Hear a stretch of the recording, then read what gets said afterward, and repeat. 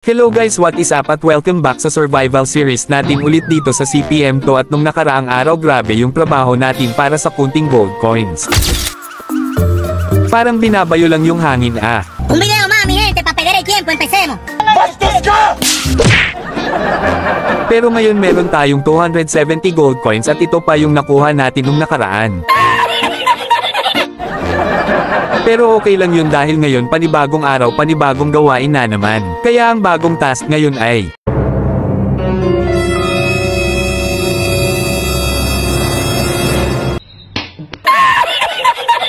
punyeta, nagsama na naman itong dalawang delivery driver at saka itong cargo driver hindi naman pwede gamitin hayop na yan. Kaya sa ngayon itong taxi driver na naman ang magagawa natin at magtitiis na naman tayo nito. Kaya dito na tayo ngayon sa labas para hanapin yung punyeta na pasahero.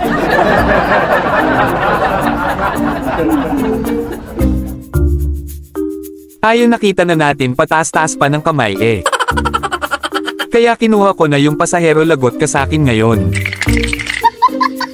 Dito guys, nahihirapan ako umakyat dito kasi sobrang dulas ng gulong ko dahil doon sa nakaraan nating ginawa. Flashback.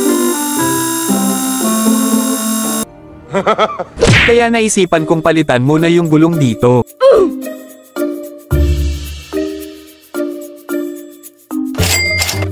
Kaya ngayon napalitan na, handa muna yung betlog mo.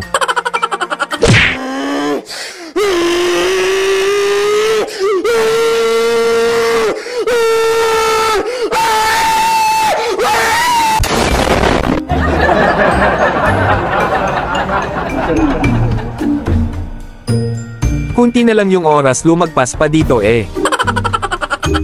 Kaya ayun, nahatid na natin yung pasahero para lang sa 10 peso. The next day.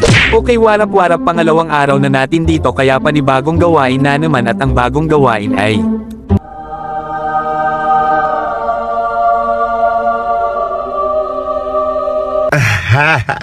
kung ang unang ginawa natin ay isa lang, kaya ngayong pangalawang araw dalawa naman.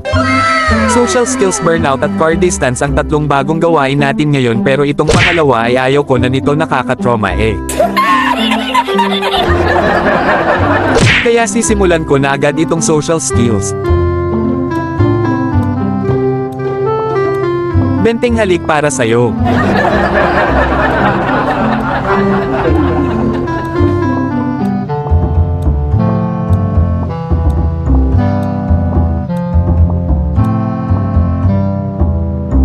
Ayan, okay na, kaya dumiretso na tayo, papatakbo ng 10 kilometro.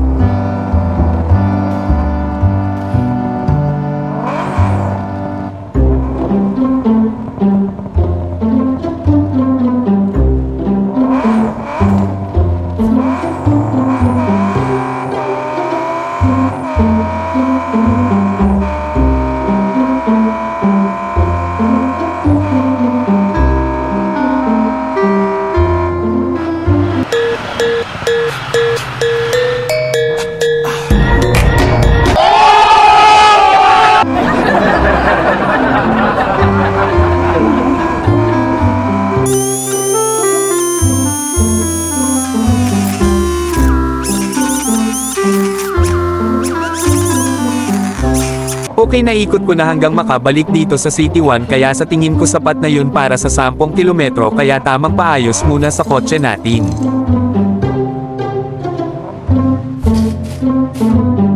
So ayun, successful natin nagawa yung dalawang task. The next day. So warap-warap guys, pangatlong araw na natin ngayon kaya nadagdagan na ang ating gold coin at total ay 315 pesos. Nice. Syempre bagong araw, panibago na namang gawain at ang bagong gawain ngayon ay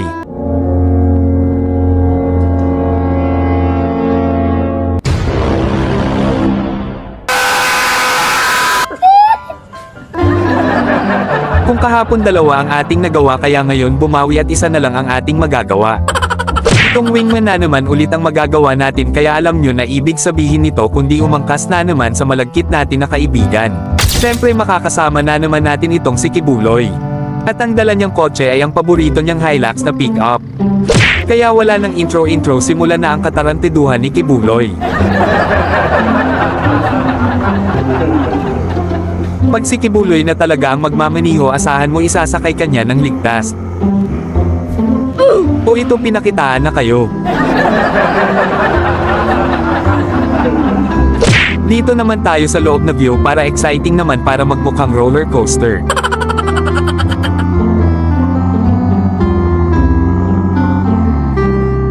Mukhang ginalingan na ni Kibuloy dito ah. Sobrang tulan na ng takbo, di na sumasablay.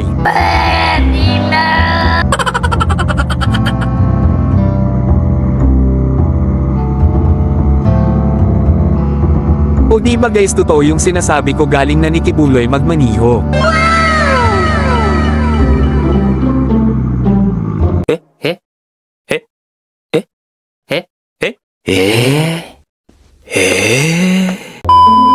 Ligtas kami dun guys kasi gumamit kami ng parachute.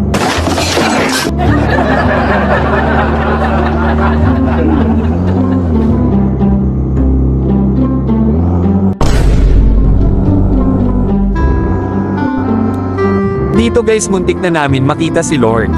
Ano ba naman yun, bigla na lang naputol yung daan ah. Tignan nyo ginawa ni Kibuloy dito guys, pinaikot pa naman buong mundo.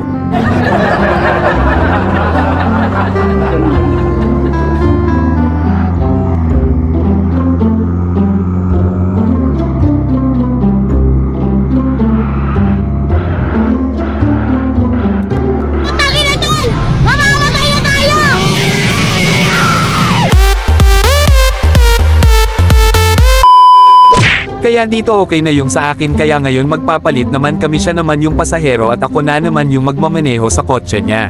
Yeah, boy. Ingat! Abay, syempre iingatan ko ang iyong kotse at maliban dun pati sa biyahe maingat tayo. Kaya safe ka sa akin, Kibuloy.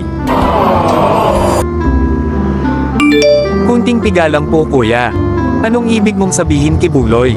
Sa iyong kotse ba or sa matigas kong pagmamahal? Galing mo. Aba syempre Kibuloy, pag si Hana ang magmamaniho, gagalingan niya talaga yan.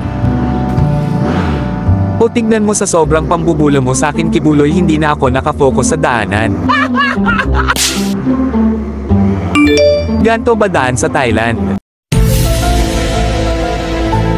Aba dami mo namang tanong Kibuloy at sasagutin sana kita dito, kaso naabutan tayo ng bangga. Bruh.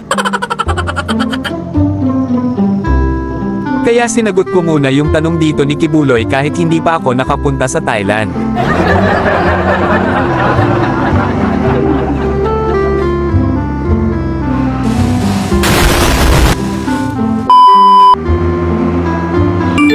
Gebira, ano na naman ibig mong sabihin sa bira, Kibuloy? Sa takbo ba ng kotse or saksakin kita ng ice pick sa leeg? Pinaayos ko lang yung kotse dito at ito yung sinabi ni Kibuloy.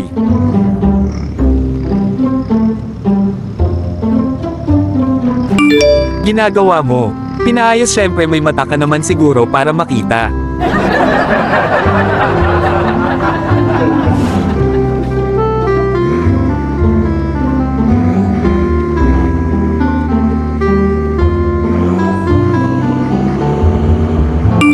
Di naman yan masisira pag di ikaw may-ari. Bobo ka ba, Kibuloy, at kita mo naman kanina nakailang bangga na tayo at ngayon iisipin mo hindi masisira, bobo ka ba? Kaya ngayon turuan natin ng leksyon si Kibuloy at ipakita sa kanya na totoo ang sinasabi ko.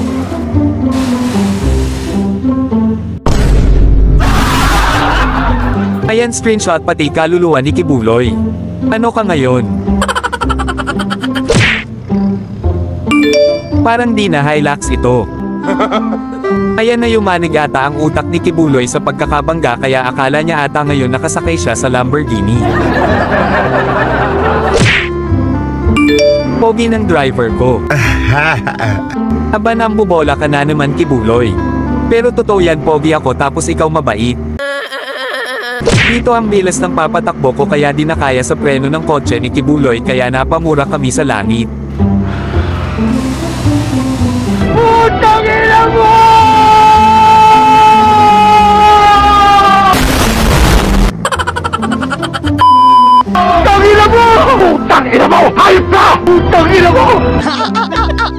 Kaya ayon sa taas ng nilipad namin napadpad kami dito sa kabilang baryo. Palabas na nga pala kami dito at pabalik na sa City 1.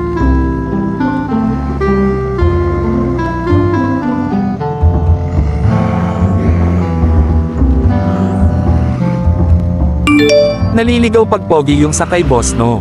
Di bali ng pangit basta di lang maligaw. Kaysa sa pogi na bobo.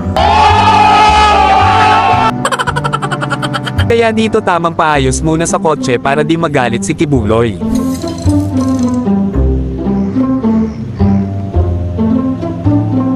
Kaya bumalik na kami kung saan kami nagsimula ni Kibuloy at andito yung kotse ko. Successful naman ang ginawa namin at masaya naman ang mga nangyari. Kaya yun lang guys, salamat sa panunood sa walang kwentang vlog natin ngayon at salamat sa walang sawang pagsuporta. Drop in the money pop shop for a lemon and baby gon' smell blood tread every minute road wave when the people no feel when I hit it every time I see a beat I hit it to the cannon and nobody give a fuck about the rules eat it get a plums of a two I'm a cool but making this no boo when I spend the next skate I didn't fuck again so really you want nothing but my name man I don't give a fuck about a motherfucking dough I'm a Buddha we the sticking hate your motherfucking dough. Boys and girls, you're doing alright. We wanna freak out, have a good time. Ladies, come on, raise your hands. Show me where are all my fans. LA chicks, yes, they get down.